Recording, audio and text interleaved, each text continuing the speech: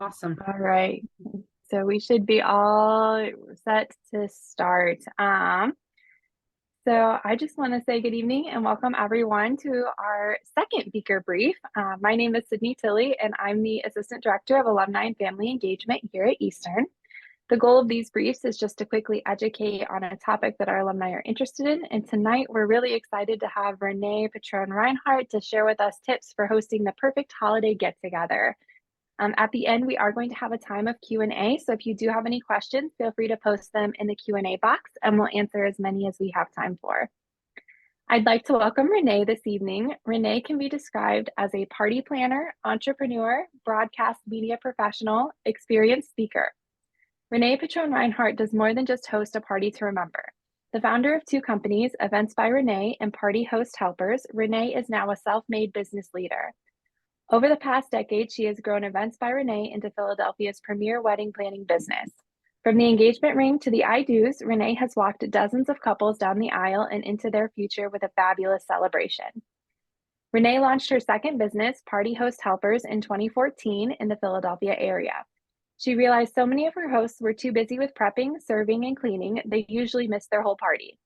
Renee developed the idea of using servers and bartenders to assist at bridal showers, holiday dinners, graduation parties, and more. The helpers do it all: greet guests, mix drinks, and unload dishwashers. But once Party Host Helpers began, the company picked interest outside of Philadelphia. Now, Party Host Helpers is in more than 30 cities from New York City to West Palm Beach to Los Angeles, and it continues to grow. Renee was named 40 Under 40 by the Philadelphia Business Journal in 2017.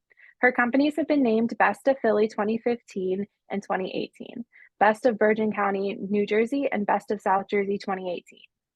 Renee has spoken on dozens of panels in front of colleagues, industry leaders, and students. Her talks focus on her business knowledge, entrepreneurial lessons, and marketing strategies. Her expertise has been featured in the Philadelphia Inquirer and Parade magazine, and Renee has made more than 50 appearances on several television news stations across the country, including Philadelphia, Washington, D.C., New York City, and Florida.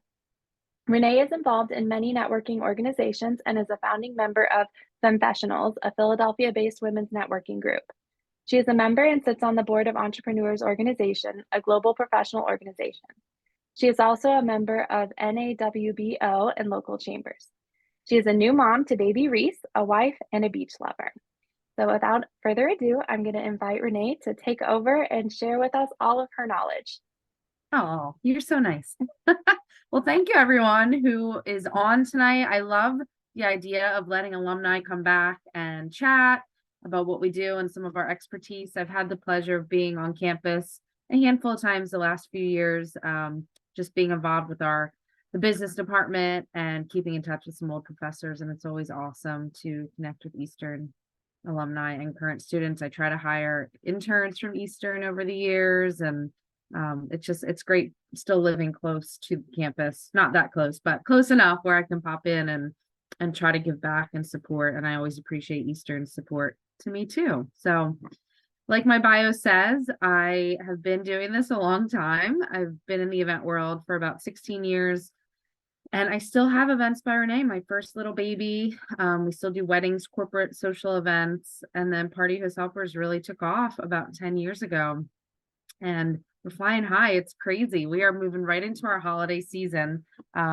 So Thanksgiving is one of our busiest days of the year. In Philadelphia alone, we have 50 hosts that have already signed up to use us, just the Philadelphia area, and we are nationwide. So you can imagine that number just grows as we look at New York City and Florida and DC. So I know you're all here for some great holiday tips. So can I just jump in, Sydney? And all right, awesome. So Thanksgiving, it's a lot of pressure. It's like the Super Bowl of the holidays because some people, and I don't know if you guys feel like this, but Thanksgiving is one day, whereas if you maybe host Christmas, you're hosting either Christmas Eve or Christmas, or you're doing a big holiday party with friends and family. But Thanksgiving, it's like one day. Maybe you're doing a Friendsgiving here and there. So it seems like a lot of pressure. So I have five or six tips that help my clients shine as the host that have helped me over the years. The number one thing is make a list weeks in advance.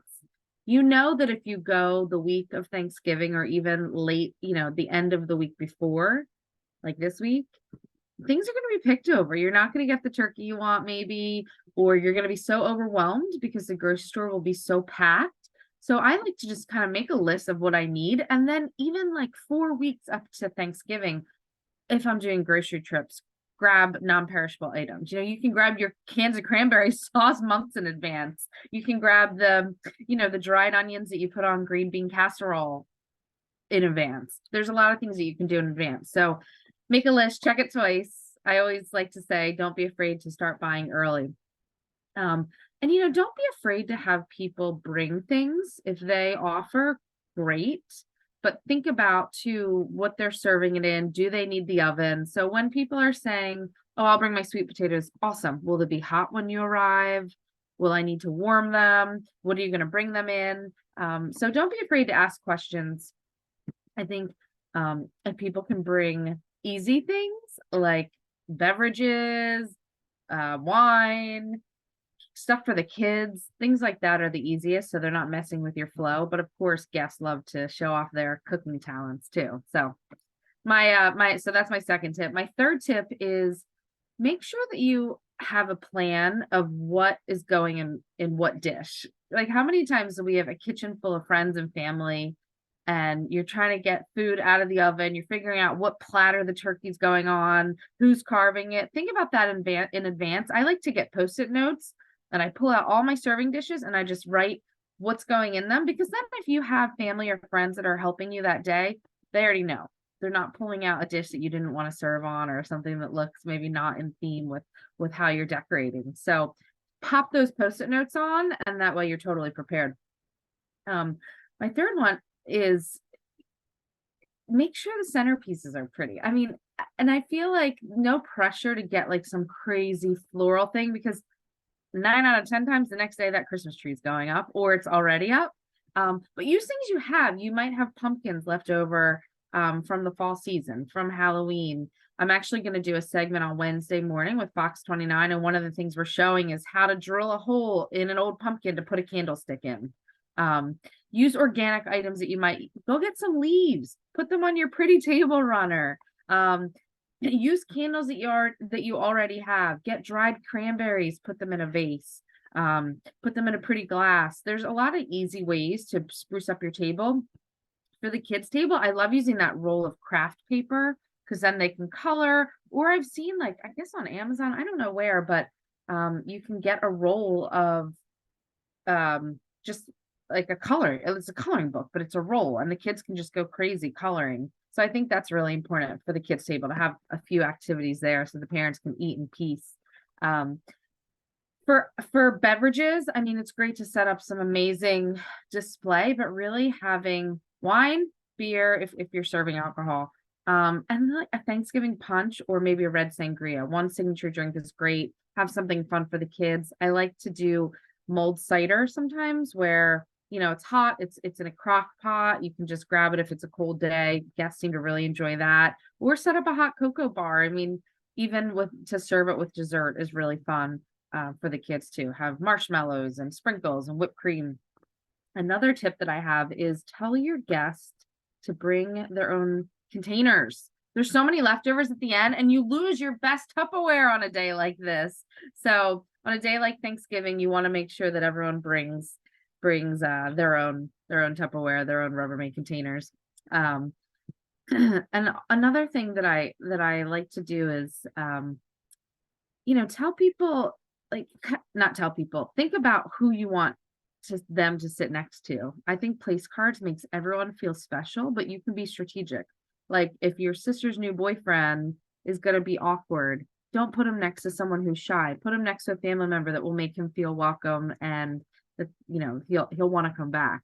So a lot of times I'll just get a little jack-o'-lantern pumpkin, tie a tag on it. I'll do an apple with a pin, and I'll just literally get construction paper, cut it out in the shape of a leaf, write the person's name on it, and pin it right into the apple. And these are things your kids can help with too. I don't, if they're old enough. Mine is not old enough yet, but I feel bad. Sydney, I should have done slides. I'm sorry. It's been so crazy, but hopefully you guys can visualize what I'm saying. And And I can move on to some Christmas ideas and tips too, if you want. Or should we stop and maybe talk about Thanksgiving a little bit? Anyone have questions for me? Or suggestions? I mean, I'm open to people's ideas that they have too.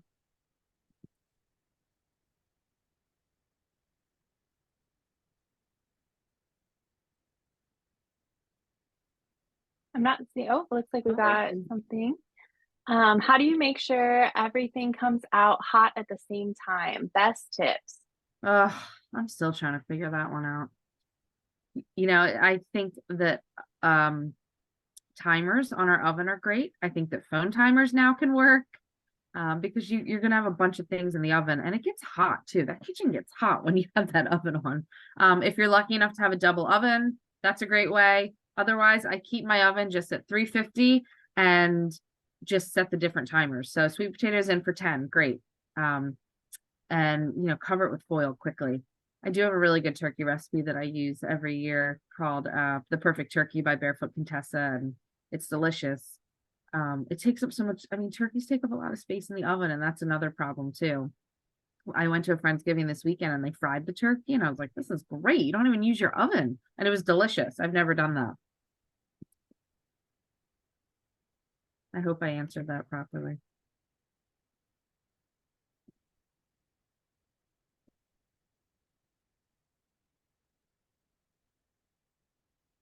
Jean says her husband grills theirs every year. That's so good. And then you get them out of the house, out of your hair, so you can focus on everything else, right?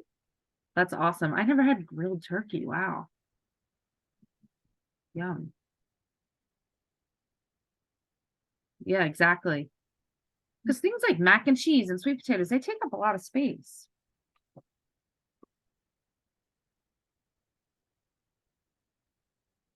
I want to know if you all can answer me. What is your favorite dessert on Thanksgiving?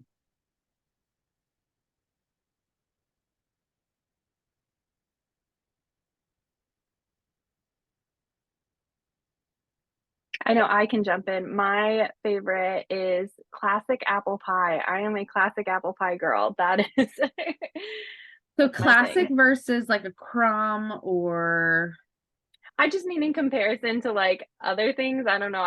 I've always been drawn to the apple pie. Like yeah. I'm not picky about what form it comes in. Oh, I'll okay. just take it. She just likes the apple pie. And Jean said her pumpkin pie. I've never made Mm, pumpkin pie. I've made like me too. parfait with like pumpkin and you add spices and cinnamon and some sugar and then you layer it with like a whipped cream, which is nice individually because that's sometimes easier to serve that, Mhm. easier to eat sometimes.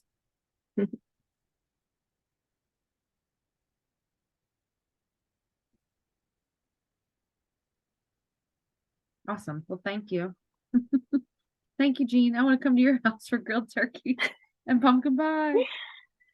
Right. Oh. Well, do you want to share a few tips for Christmas? I'm sure I do, everybody would be sure. interested. Yeah, I mean, invitations are starting to go out. I mean, people are one track mind. I feel like Christmas, poor Thanksgiving is getting pushed aside. But I see invitations going out. I'm all for a digital invitation. I think it's easy. We're also slammed. It's not what I would do for a wedding or something more formal, but for a holiday party. I like putting on there what's your favorite like party holiday song or just party song. Um, throw that on your play mix for that night. And then just, thinking about do an inventory kind of, not an inventory, but a tour of your house. Like what makes sense? Where do you want to put the bar? Where do you usually do things? Do you need to shake it up? What food did your guest really love last time? I feel like people spend so much time and money on a huge spread of food. No one eats, I feel like, until, hours into it. I like foods that are easy to eat. Um, if you are looking for a party host helper, we can obviously pass food and keep things tidy and clean and batch up some drinks for you and pour drinks so your bar's not crazy. The biggest thing I hear is that people never have enough ice. So always make sure you have extra ice. Like I said, the hot chocolate bar, I love doing that too at holiday events. So you can kind of get hands on. For kids, they love that if it's a kids party, or even, sometimes we'll go and look at Christmas lights or just wherever locally, family will all get together and they'll come to my house first, and I'll just set up hot chocolate bar, put the hot chocolate in the crock pot, have all the toppings, and then just get cute disposable cups from Marshalls or TJ Maxx. And it's a great way just to host people without feeling like you have to pull out all the stops, but it's also memorable. Any other questions about that?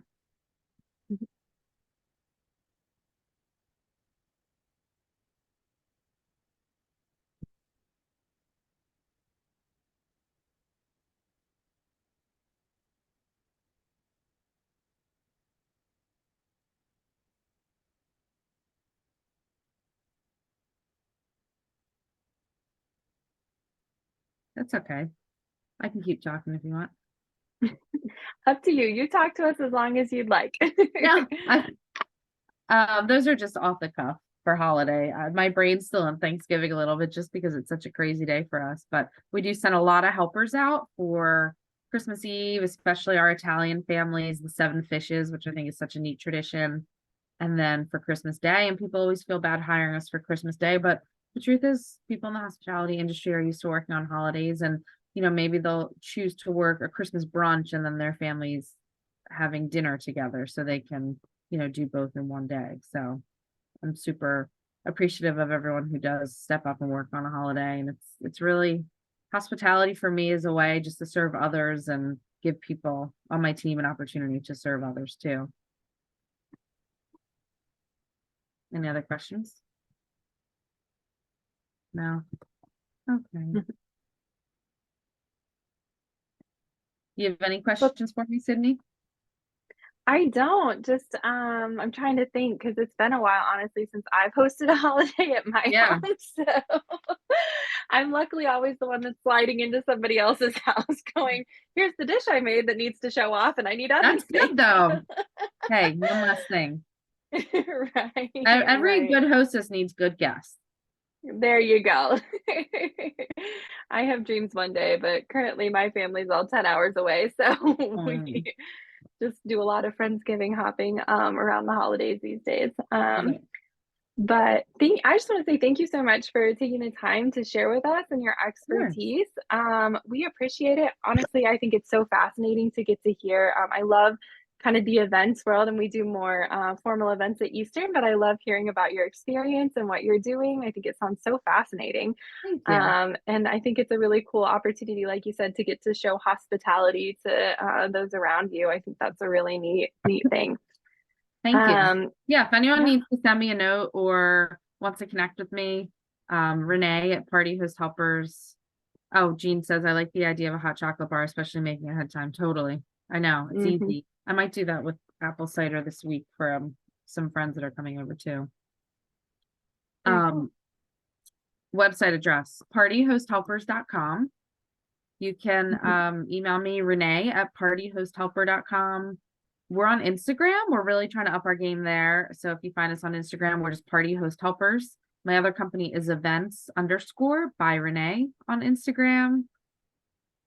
What else? We'll be on Fox early Wednesday morning at 8 something, but we're on different channels all over the country. So we'll be pushing stuff out from now till Thanksgiving too. We are always up for good social media. So All right. Well, thank you so much, Renee, for sharing your expertise. And thank you all for joining us this evening as we're getting ready to pioneer these. If you are an alumni, you have an idea for a beaker brief, we'd love to hear it. We'd love to host you as one of our speakers. I think these are a really great way for just to allow alumni to connect quickly wherever you are in the world. So yeah, and we look forward. We're going to have our next one in January after the holidays. So we'd like to just wish everyone a happy holiday season after this one. So thank you all, and I hope you all have a good night.